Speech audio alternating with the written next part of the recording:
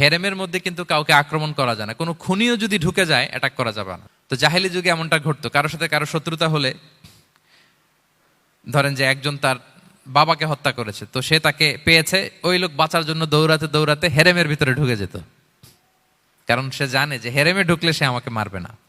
তো পরে সে যখন হেরেম থেকে বেরোতো, আবার তার সাথে যুদ্ধ শুরু হতো। এবং এই শহরের এত মর্যাদার কারণ হচ্ছে সাইয়েদনা ইব্রাহিম আলাইহিস সালাম তিনি আল্লাহর কাছে দোয়া করেছিলেন যে রব্বি জাআল হাযা বালাদান আমিনা, হে আল্লাহ আপনি এই শহরকে নিরাপদ করেন, ওয়ারযুক আহলাহু মিনাস সামারাত, আর এই শহরের অধিবাসীদেরকে আপনি ফলমূল দিয়ে রিজিকের ব্যবস্থা করেন। এখনো দেখবেন যে সারা পৃথিবীতে যেই ফল নাই মক্কাতে ওই ফল আছে, সারা পৃথিবী থেকে ফল ওখানে যায়। এবং মক্কার নেইবরিং সিটি তায়েফ, সেখানে অনেক ফল উৎপাদিত হয়, এখানে আসে। নিরাপদ শহর, বালাদান আমিনা। এবং আল্লাহর হাবিব সাল্লাল্লাহু আলাইহি ওয়াসাল্লাম বলেছেন যে এই মক্কা শহর আমার সবচাইতে প্রিয় শহর।